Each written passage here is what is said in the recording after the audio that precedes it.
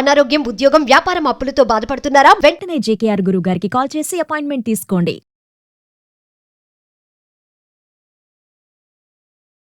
నమస్తే, welcome to Suman TV. నేను మీ ప్రేమ్. ఇవాళ మనతో ఉన్నారు బ్రహ్మశ్రీ డాక్టర్ జేకేఆర్ గురువు గారు, law of attraction, money coach, skill specialist, అంతేకాకుండా సార్ ఆస్ట్రాలజీ, హస్త సాముద్రిక స్పెషలిస్ట్.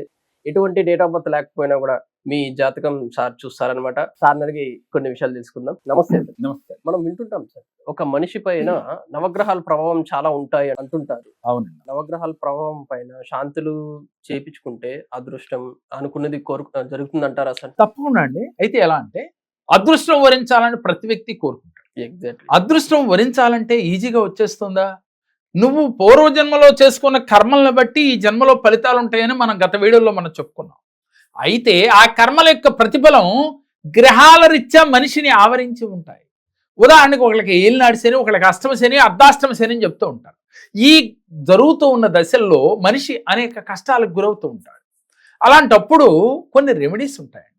ఆ రెమెడీస్ చేయటం వల్ల, నవగ్రహాల దగ్గర ప్రత్యేకించి ఇలా చేయటం వల్ల మీకు వెంటనే దాని యొక్క ఫలితం కనపడుతుంది. అంటే ఆ దోషం తొలగిపోతుంది అని కాదండి, ఆ యొక్క దోషం కొంత శాంతించి మనకు అనుకూల ఫలితాలు రావడానికి ఉపయోగపడతాయి. అయితే అప్పుడు మనం ఏం చేయాలి? ఎటువంటి గ్రహ దోషములు ఉన్నప్పటికీ కూడా శనివారం రోజు మీరు శివాలయంలో ఉన్న నవగ్రహాల చుట్టూ 11 ప్రదక్షిణలు చేయాలి. అంటే సూర్య భగవానుడు ఎదురుగా నుంచి మొదలుపెట్టి 11 ప్రదక్షిణలు. అంటే పరుగులు పెడతాం కాదు. ప్రదక్షిణలు అంటే ఎలా చేయాలి? ఓపిక ఉన్నవారు అడుగులో అడుగు వేసుకుంటూ 5 ప్రదక్షిణలు చేసినా, 1 ప్రదక్షిణ చేసినా, ఓపుకుంటే 11 ప్రదక్షిణలు చేసినా అద్భుత ఫలితాలు వస్తాయి. సరే, అది సాధ్యం కానప్పుడు నిదానంగా, స్థిమితంగా మీ మనస్సుని నవగ్రహాల మీదే పెట్టి ఆదిత్యాయ, సోమాయ, మంగళాయ, బుధాయ చ గురు శుక్ర శనిభ్యస్య రాహవే కేతవే నమః అంటూ ఈ నామాన్ని మనస్సులోనే జపించుకుంటూ 11 ప్రదక్షిణలు, వాళ్ళు అడుగులో అడుగేసుకొనివ్వండి, లేదు మామూలుగా తిరగనివ్వండి. గుడిలోకి వెళ్ళాం, ప్రదక్షిణలు చేయమన్నారు గురువు గారు అని ప్రదక్షిణలు మొక్కుబడి కోసం చేస్తే ఫలితం రాదు. మీరు మనసా వాచా కర్మణ నేను ఇది చేస్తే నాకు ఫలితం వస్తుంది అనే ఒక విశ్వాసంతో, నమ్మకంతో ఇలా చేయాలి.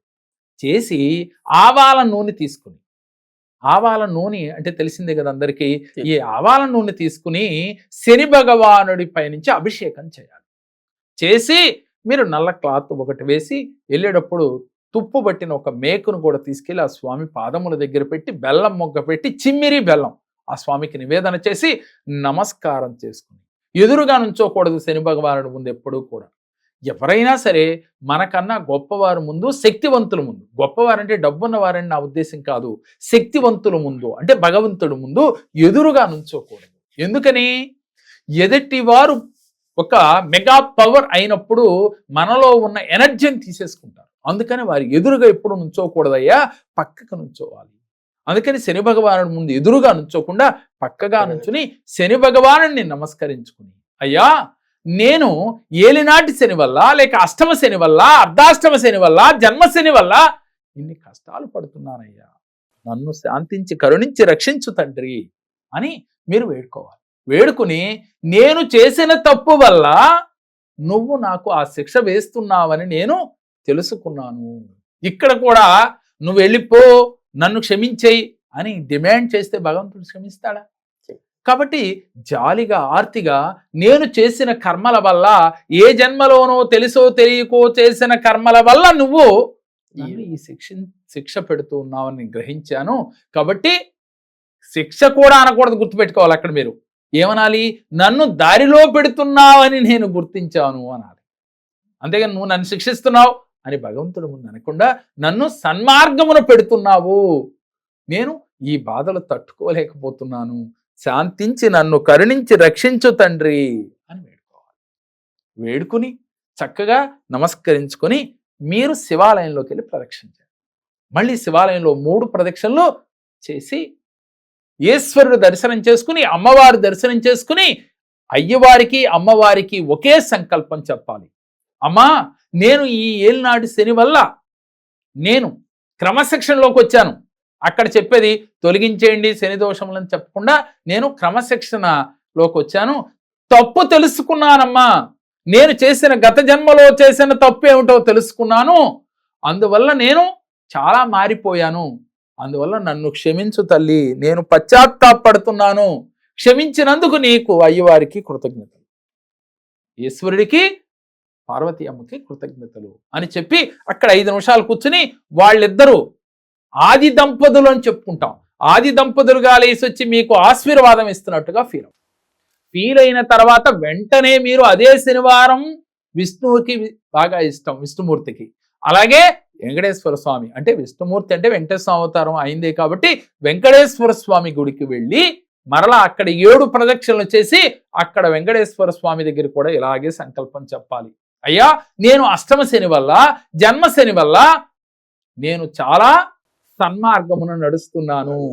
సేమ్ ఎలా అయితే ఇక్కడ పార్వతీ పరమేశ్వరుల దగ్గర చెప్పామో అదే సంకల్పం ఆయనకు కూడా చెప్పి, నా తప్పు నేను తెలుసుకున్నానయ్యా, నన్ను క్షమించు, కరుణించు, కటాక్షించు, నాకు నీ అనుగ్రహాన్ని ఇచ్చినందుకు నీకు కృతజ్ఞతలు, thank you, I love you, నువ్వంటే నాకు ఇష్టం, నా ప్రాణం, నేను చాలా అదృష్టవంతుడిని.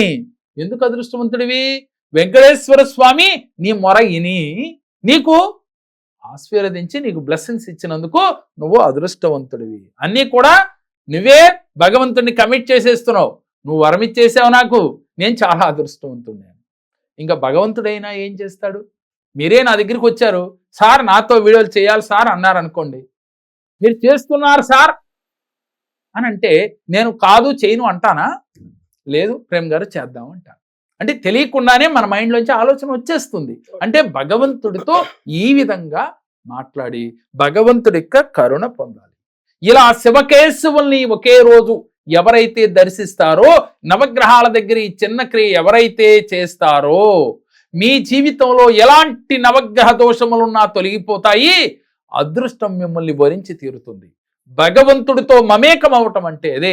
మీ హృదయం కదిలిపోవాలి, హృదయంలో దాగి ఉన్న భగవంతుడు బయటికి రావాలి, వచ్చి మిమ్మల్ని బ్లెస్సింగ్స్ ఇవ్వాలి, నువ్వు మారావు అని ఆయన నమ్మాలి, నమ్మే విధంగా నువ్వు ప్రవర్తించాలి. ఆ రోజు నుంచి నీ ప్రవర్తన మార్చుకోవాలి. అప్పుడే నీ జీవితంలో సక్సెస్ వస్తుంది, అదృష్టం వస్తుంది, ఐశ్వర్యం వస్తుంది, నువ్వు కోరింది నీకు వస్తుంది. ఎంతో మంది మా దగ్గరికి వచ్చిన వారికి అదృష్టం వరించింది, కోట్లు సంపాదించాము, మేము చాలా హ్యాపీగా ఉన్నాము అని చెప్తూ ఉన్నారు.